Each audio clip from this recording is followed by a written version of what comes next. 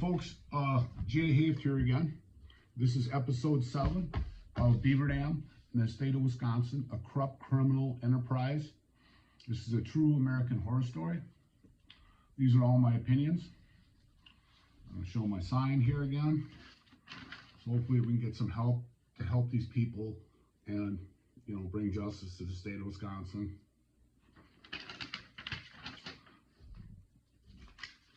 I've been trying as hard not to make this political, but I want to say that I'm an independent, and the reason you don't see a lot of independent candidates, a lot of it, big reason is the money. A lot of times for a lot of people, they have to pick between the best of, the best of two evils, So, the original administration was Jim Doyle, that was a Democrat. And then Scott Walker took over, and now Tony Evers. And, maybe after the election I'll go over this, but I don't really want to be a election changer, but hopefully we can get this to go viral. Please share.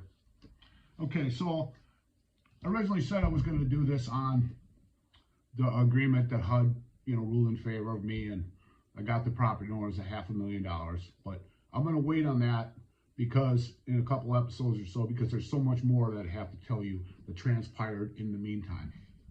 So this is an email, Robert Davis to the building inspector in Beaver Dam.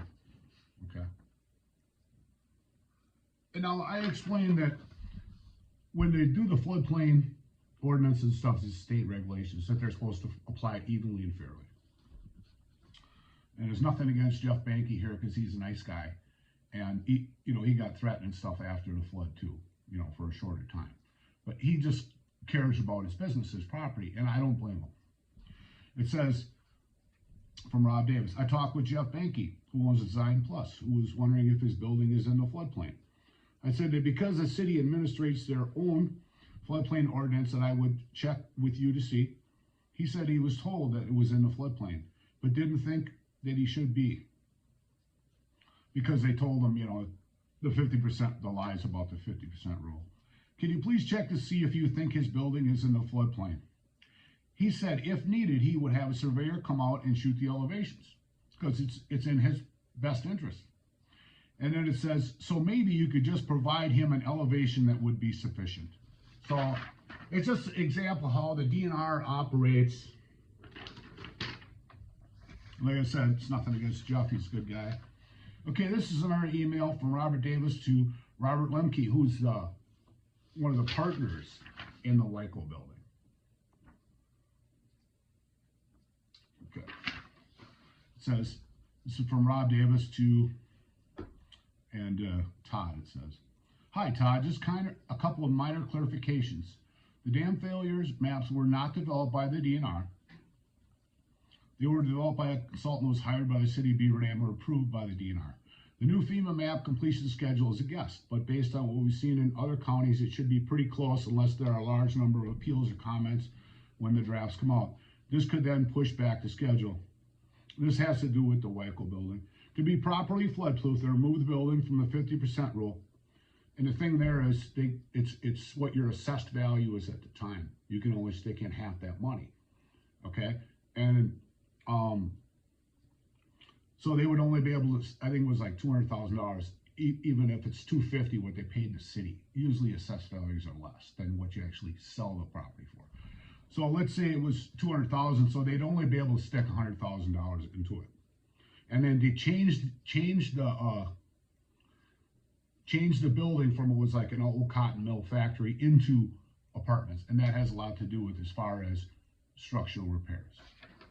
To be properly flood-proof and remove the building from the 50% rule, the building would need to be elevated, filling the lowest level to the flood protection level, which is 2 feet above the flood elevation that is adopted, not just to the elevation.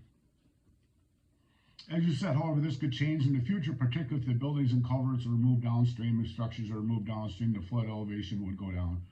The city should have the dam failure elevations, but if they cannot locate them, it's a perfect example how this is another reason how they allowed to, they conspired to do this. So what I'm going to do now, I don't know if I showed you that one. It's just so many things on my mind when I go through this stuff because I have to analyze it as I go. So this is the laws on conspiracy and the definition of conspiracy.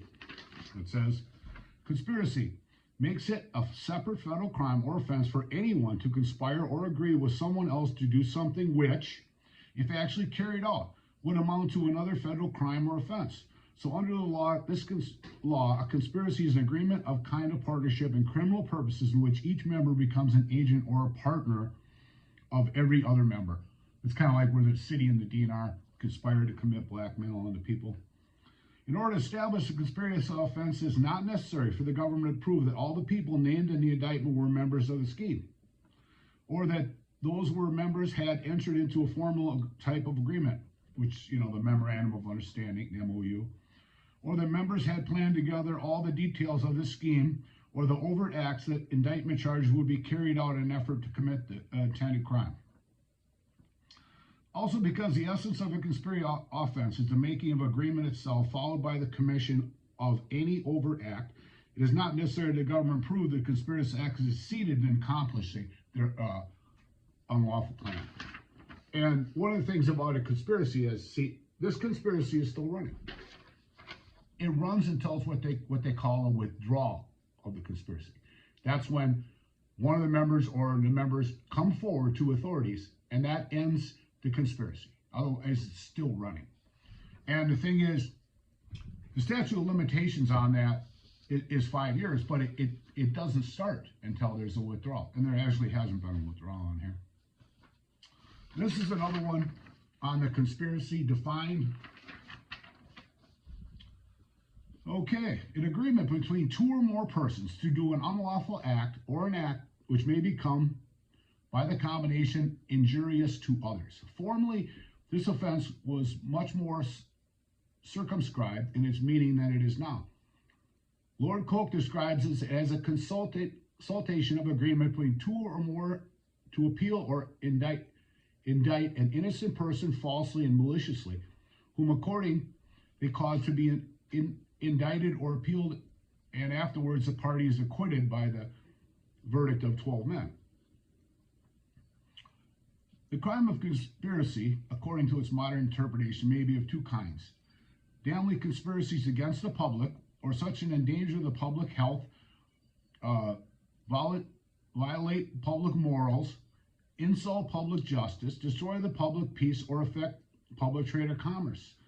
By the revised states of New York, it is enacted that if any two or more persons shall conspire either to commit any offense or falsely and maliciously to indict another for any offense, or falsely to move or maintain any suit, to cheat and defraud any person of any property by any means which are themselves criminal, or to cheat or defraud any person of any property by means which is executed would amount to a cheat or obtaining property by false pretenses, or to trade and commerce or the provision or obstruction of justice or the due administration of the laws. They shall be deemed guilty of a misdemeanor. No other conspiracies are there punishable criminally. So that kind of explains some of the laws on the conspiracy. So they basically did conspire to take their property from them. And what they did to me, you're going to see forward going through with my violation and everything. It's just, and this is legal definitions. This is called a wheel conspiracy, and we're talking a big wheel. I mean, a lot of spokes. A wheel conspiracy is a conspiracy in which a single member, usually the ringleader, or a group, the DNR, the city, the Commerce Department, engages in separate illegal dealings with two or more other members or groups, and there exists a shared criminal purpose among all the members engaged in the activities. The ringleader or group which deals with other members or groups is called a hub, and the subsidiary parties that maintain individual relationship with the hub is called spoke. Such a conspiracy is known as a hub and spoke conspiracy, thus making a wheel. Parallel parallel but separate objectives between similarly situated people do not make a wheel conspiracy. It would instead constitute multiple chain conspiracies, which is kind of this is multiple chains, that's for sure. A wheel conspiracy is shown when a number of people, the spokes, are engaged in some relationship with the same individual. The hub in a wheel conspiracy, the prosecution would have to prove that the existence of all the other spokes was known to a particular defendant. And everybody knows because that's government. Okay, this is OSAM 2. This is the civil rights. And a state shall not be immune under the 11th Amendment of the Constitution of the United States from suit in federal court for a violation of Section 4 of the Rehabilitation Act of 1973, Title 9 of the Education Amendments of 72. The Age Discrimination Act doesn't apply, but it says the Civil Rights Act does. It says, or the provisions of any federal statute prohibiting discriminants by occupants. No, I'll read this again. This is height. On the provisions of any other federal statute prohibiting description by recipient of federal financial assistance. And that's basically what the EAP was. It's emergency funding. Okay. It says grant complaints, CBDG home section, disaster funding, recovery, and that. And it tells how to do it. So on the bottom you see Secretary Juan Castro, or Juan Castro. He was the HUD secretary in there. And one of the things that I found about these public officials is they just ignore you. They think you're going to go away. They think that he'll never keep trying, you know. I mean, but I did. So I sent Julian Castro. He was the Secretary of Housing and Urban Development under Barack Obama. 4 complaints. I sent all this stuff to him 4 times. And you know what he did? He didn't have decency to write me a letter or call or do anything. You know, so this is kind of what they do. I mean, and it's going to follow a pattern of all of them, because it's kind of like a good old boys network. You guys do what you want, and then we'll do what we want, and you know, we'll just have a hell of a good time on the people, and we're not going to go to work and not do our job because we're lazy. We don't want to actually work. We don't want to actually work that we're getting paid for. That's the way it seems. So this is another press release from the city. It says downtown plan back on track after days of scrambling for answers regarding its comprehensive downtown. City officials are breathing easier Wednesday after visits with the members of Congress. After presuming told, the city found out that on Monday from Jack Sanity is required to put a relocation plan as part of the process, demolish the buildings located in the floodway at Beaver Dam River. Some city officials and council members wondered if such plan would leave the city obligated to pay relocation, greatly increasing the price tag of the project. In that regard, the city received positive news. According to Congress, the city is indeed required to put together a relocation plan with federal dollars, which I showed you. The form of potential community block grant are involved. But officials said the city would not be responsible for relocation costs, eliminating the city's worst fear. So, you know, I told you the whole grant, the relocation, what they used to receive the money was a big fraud. So now the Commerce Department's telling them, yeah, you can go ahead, basically, write it down, we'll give you the money, but you don't have to pay it. Project's back on track, John Summers says. We were able to get some straight answers. It was helpful that everyone was able to come back and get this worked out. Because the thing is, they're supposed to report this money, how it was spent. Okay, they have to do audits and reports. And the way the food chain works, it goes, FEMA gets the money. Then it goes to HUD, Wisconsin. And then it goes to the Commerce Department. Then it goes to the city. And then it's supposed to go to the people that are wrote down in the plan. City Attorney Mary Ann Shack says, spent most of Tuesday on the phone, attempt to schedule a meeting with cities, resolve lingering questions, member of the Department of Natural Resources Commerce. And I have to ask this, does the Natural Resources, the DNR, always get this involved with everything that goes on in a grant? You know, I told you how the mayor and DNR's attorney and Commerce Part originally conspired to defraud the people out of their money. It says, a lot of credit has to go to Mary Ann for putting the time in and getting this together, Summers said. Kenny has called an emergency council meeting for at 6 tonight. It just kind of reaffirms some of the other stuff. But there's just so much stuff to this that, you know, it'll blow your mind. All the time and money they spent for the Wyco building and to ruin the citizens of the community. This one here, there's regulations and stuff you have to do to get your TIF funding. So what is it? This one of these smart guys from the DNR says this. What is the current status of 11 buildings? City intends to require them all. Many of them are already vacant. Who owns each of them, and what they use for both recently and historically? So you're supposed to do a historic, study on it. When and how they were determined to be blighted. What document is this for the blight determinations? What known contaminants have been identified? So I went to the city down there and I talked to the building inspector. I said, when was my building blighted? And he said, no, your building wasn't blighted.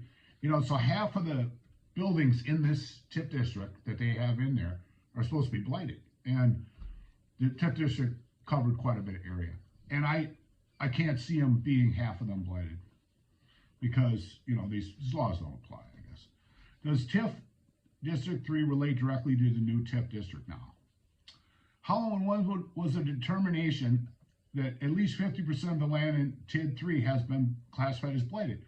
Can we get documentation of the process used by the city? When was a public hearing citing in a resolution held? Was a public hearing held on blight determinations? Not that I know of. One section of downtown draft plan overview addresses negotiation of a written agreement with the DNR. Please list the name of all DNR's programs and people that the city is negotiating with. How do you see the R&R programs efforts tying into these negotiations? Aside from labeling the area blighted in various documents, what has been done formally to determine the area meets a pre-established criteria for blight? So it's just, it's amazing, because, you should know if they blight your property. I mean, you should know.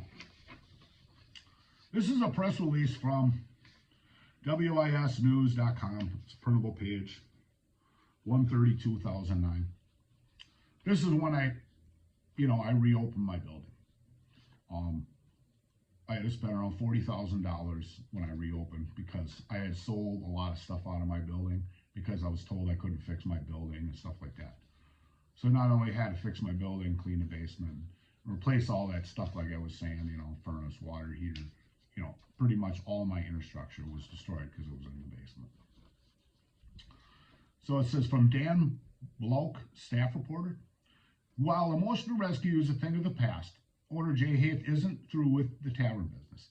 Haft announced Monday that he would be reopening his tavern, 203 Front Street, under a new name, the Fountain Inn. He said the name harkened back to when the building was first built in 1911. So it was right around 100 years old at the time.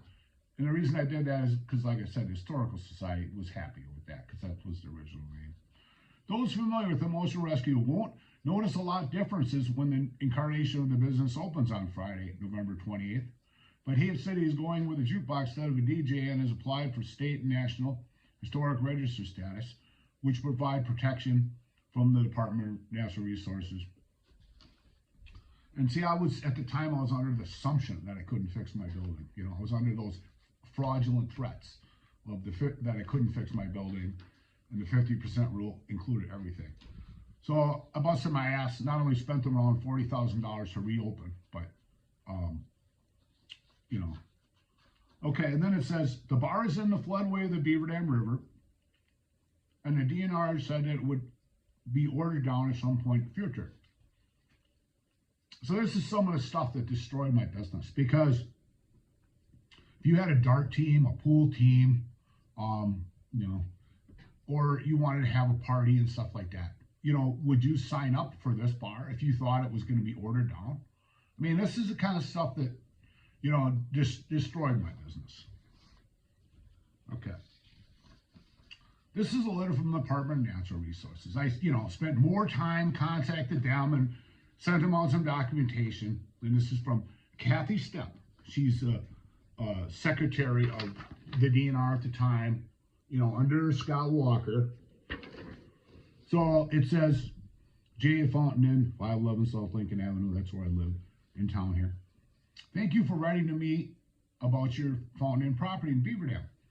I was sorry to hear that you had an ongoing disagreement with the Department of Natural Resources over purchasing the Fountain Inn so it could be removed from the floodway in the Beaver Dam River. And it says, I understand that you accepted an offer to purchase of the Fountain Inn on January 25th. This should resolve the issues with the city of Beaver Dam and the DNR. I'm pleased to hear this outcome. Thanks again for bringing these issues to my attention. I wish you well in future endeavors. And on the bottom, she wrote in her own writing, it says, Jay, we are working hard to bring accountability and transparency to this agency. Your case, like many others, illustrates the need for us to persevere. Thank you for writing. So this is a letter that I received from Kathy Stepp, admitting that I signed to sell my building. And then I told you that the DNR walked away after I told them, the truth about the dam. And if you go to episode 2, that whole thing is about the flooding and the dam. And the thing is, the DNR said, they were pissed about what I said about the dam. Why would you be pissed? I mean, evidently public safety means nothing to you because that's what that was all about. I mean, so it kind of reinforces the whole story in episode 2. So this is another letter from the DNR. This is to Jay Hape from Ken Johnson, regional water leader.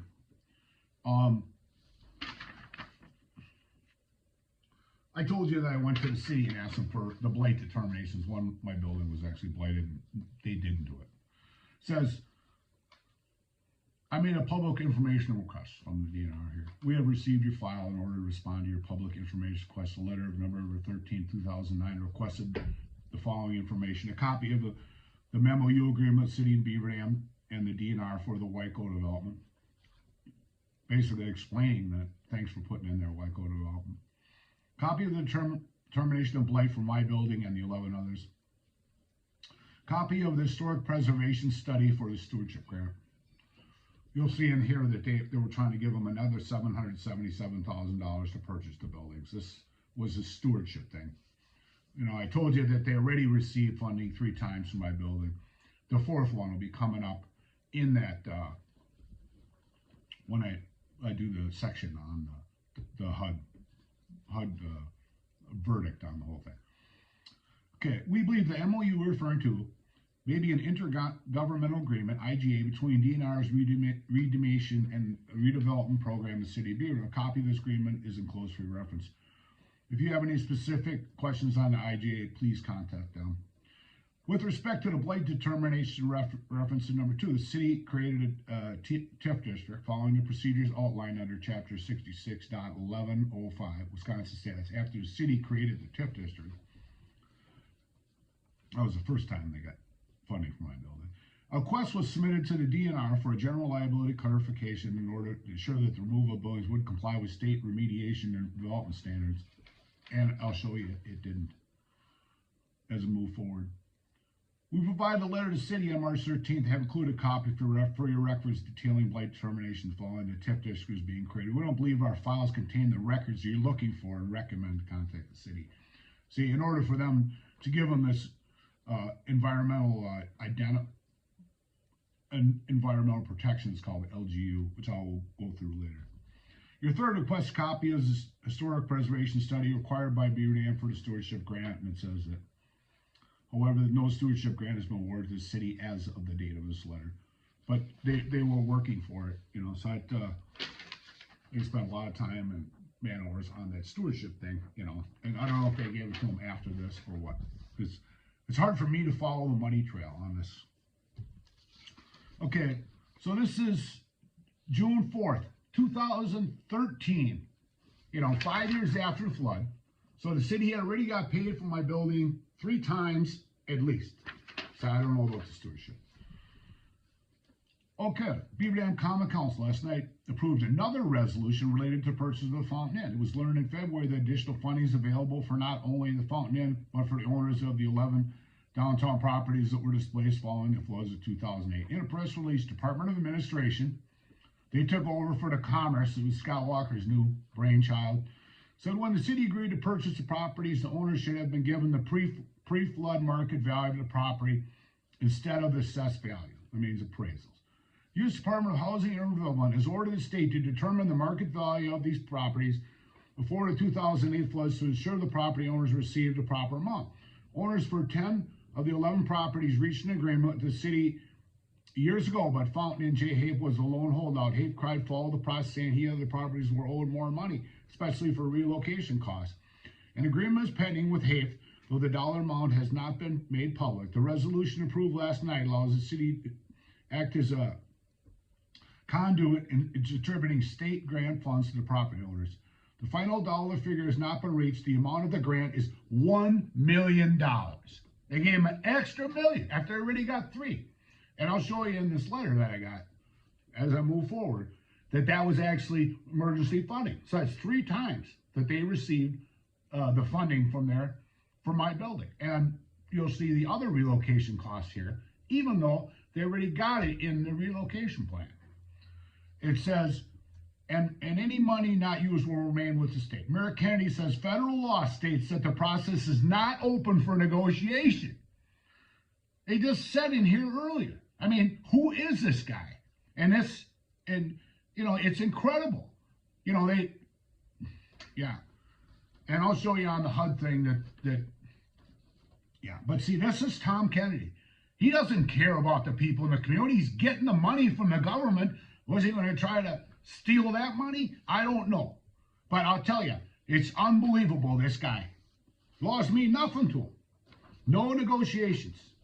And this is what got him in trouble anyway. And the thing is, they gave him a slap on the hand. And this is the way at your city. If you own property in town, they come into you and say, hey, you're going to sell your property at condemnation. You tell them, I want condemnation. That's the law. They have to give you appraisals. And there's a whole legal process that they don't want to do. They just rather threaten people. Kennedy given authority to work towards purchase of Fountain Inn. And then it kind of says the same thing on here, and then they're giving them $1 million. And this is a different press release that came out.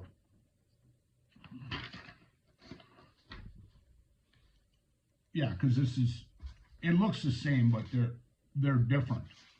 Because the one definitely has more on it. And that's the second one. It says Mayor Kennedy says the process does not allow for negotiation. The designation allows him to sign off the various property owners without running everything through the city council.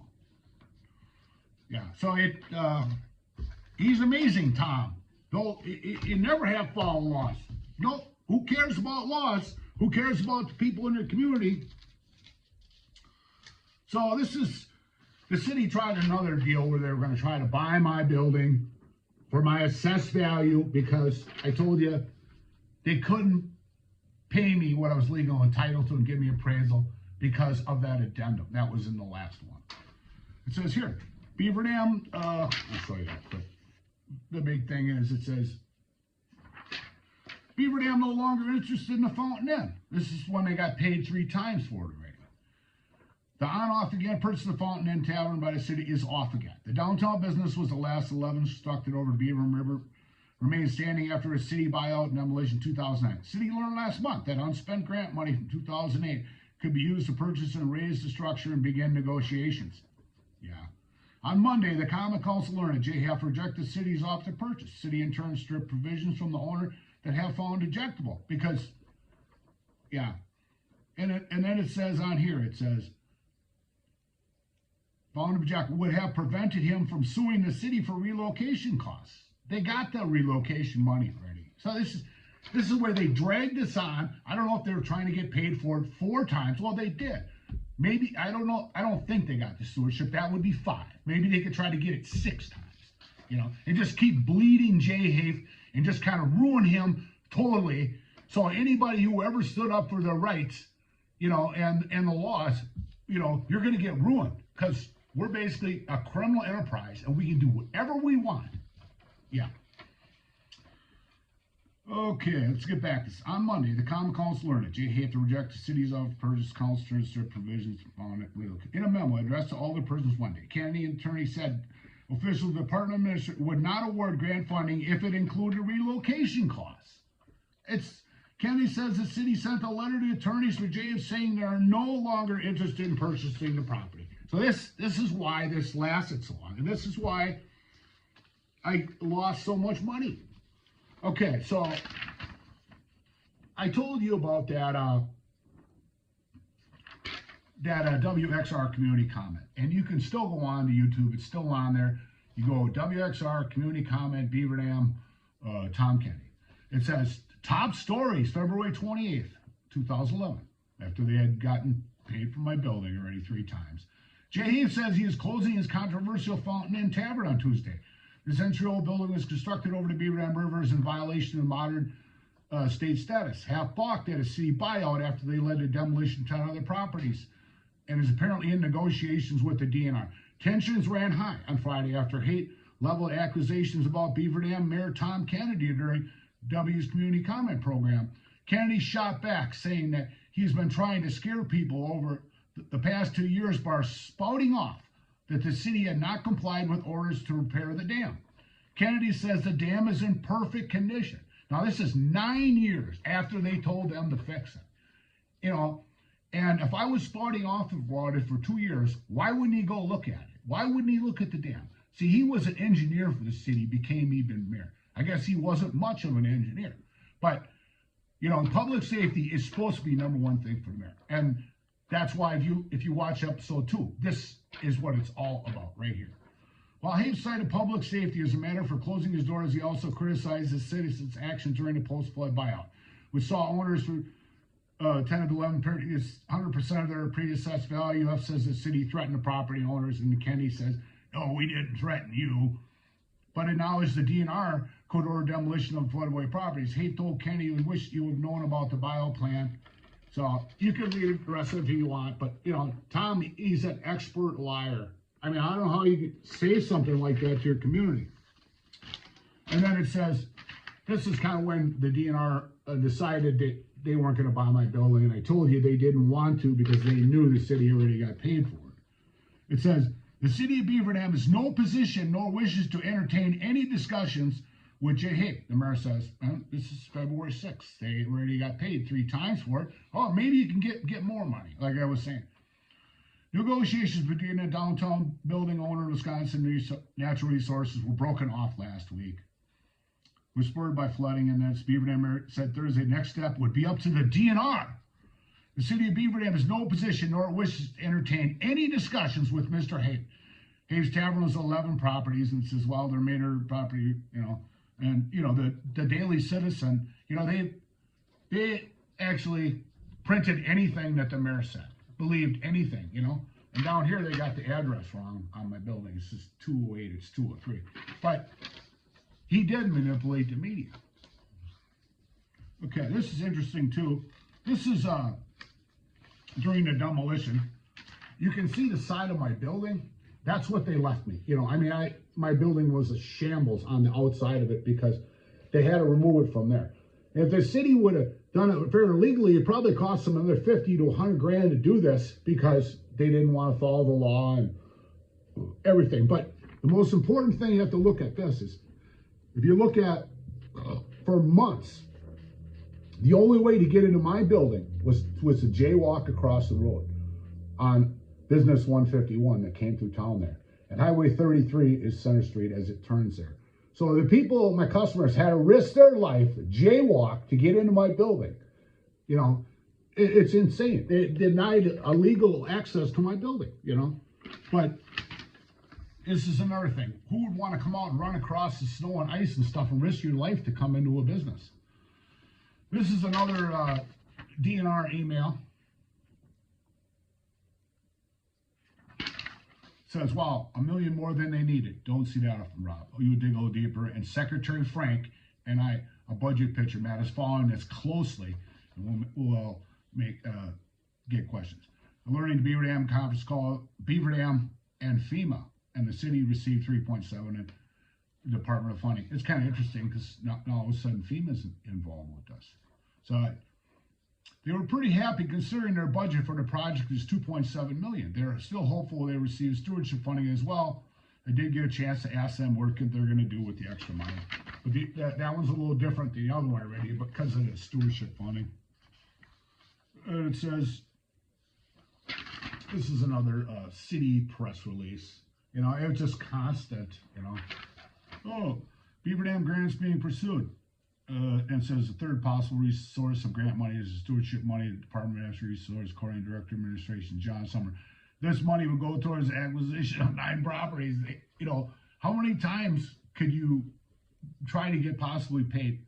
So my building definitely isn't there, but the DNR, see, they were both working. You know, they knew they weren't going to fix the dam and stuff. So, you know, we're going to have to do something here, or we could have a loss of life. Okay, this is from the secretary, another fancy one of these letters. Hi, we're having a meeting with Mayor Kennedy on funding sources today. I believe we were told that Secretary Frank, he was the Secretary of Commerce at that time, wanted to handle this with a phone call. He did speak in person to both council members, John Litcher and Mayor Tom Kennedy from Beaver Dam. Well, while that happened, I'm not sure the dots were connected with Michelle in this particular letter. How about if I would summarize the meeting we have with Beaver Dam today and outcome of the meeting to respond to this letter? And it says, Lloyd and Ken, Michelle is looking for the outcome of this letter. As I did recall, you did hold a meeting. So perhaps we just need a letter to know the meeting was held. Was it held, etc.? She has currently marks as overdue. And now this is very interesting because, you know, one of the things is they're supposed to keep the phone records and the email records and stuff like that. That gets like goes into the archives and stuff like that. Because they're working for the government. They're working for the people. And they want to know what they're actually up to. So it says, notice this email and any attachments may contain confidential information, which they never sent me these. Use and further disclosure of any of this information by the recipient must be consistent with applicable Wisconsin and federal laws, regulations, and agreements. If you receive this email in error, please notify the sender, delete the email, and do not use, disclose, or store the information it contains. So they're basically concealing what they're actually up to. So it, you know, they always say, you know, the best money, best government money you can buy. It's kind of like, how about the worst government money you can buy? And it says on here, this is a city part of their funding deal. Negotiated a written agreement with the Department of Natural Resources, far-ranging discussions with the DNR, city, and the Beaver Dam Area Development Corporation are nearing conclusion. An amicable solution allowing for redevelopment of the former Wyco property, removal of water and pending properties, flood susceptible properties, assurance of adequate remaining owner rights, remaining owner property rights, and grant funding commitments essential. Challenging and litigation costly. Would prevent potential grant funding and would prevent developers from moving forward on present and future projects. Arriving at a formal agreement with the DNR is a requirement prior to the proposed plan moving forward. And then on the bottom it says, this is kind of interesting, it says future planning. Dam stability is critical to the downtown area's future. You might want to fix it. As such, construction of the infrastructure capable of diverting extreme water flows prior to it reaching the dam should be considered. Past studies should provide the city with the basis needed to conduct term engineering and financial planning. What they were going to try to do was, before the water got to the dam, they were going to kind of like divert it around the city because they had no intentions of just actually fixing the dam that would have done that. It was going to be like a canal, a big underground pipe, 8 feet or 6 to 8 feet, where they're going to dig it, run it down, so it went past the city. Can't fix the dam though because that's in. They have other plans for that. So this is another email.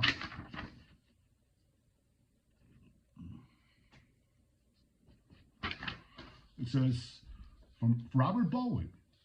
Yeah, what's kind of interesting about Robert Baldwin is I coached baseball 6 years in town. In my 7th year, I didn't do it, because they had made me look so bad. I didn't think it'd be proper. So I seen him at the baseball, one of the facilities, it was a concession stand, whatever. And I asked him, I said, you know, I'm in that relocation plan. The city goes, he says, I don't like some of the stuff that Mary Ann did, but he's the one that actually, I have in another email that he took the relocation plan to Jim Doyle to have him look at it.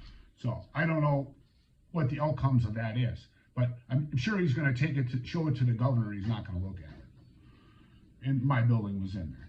Concerning 151 Front Street, various committee chairs, the mayor, city attorney, a couple other city officials met yesterday for an update on where we are. In part, at that meeting, the city attorney suggested that 151 Street has back taxes owed on it, and she is working with the Dodge County Corporate Council in an effort to allow the city to get the property through tax foreclosure status. Another avenue is the city based on the condition of the property. You know, and they did take this guy into foreclosure on his property. But what's interesting, it was all the floodway buildings in the original TIF money, you know, and you know, did Mary Ann ever give them the money for their property, you know? And then it says on the bottom, Mr. Baldwin, we're always a little reluctant to talk about specifics of ongoing enforcement cases, but we are moving. We have begun the process concerning the ER bar. We are preparing a notice of violation and referring package to DOJ. Would expect a letter to happen sometime. Well, what's interesting is this was sent is from Robert Baldwin at 201. You know, you're not supposed to work on other stuff when you're working for the state. He must have had off work that day. So, all right, I'm going to leave it at that today. This is episode 7. I want to ask you, please help, you know, because, I mean, it's gone from out of control to insane. Episode 8 will be coming up shortly, folks. Thank you.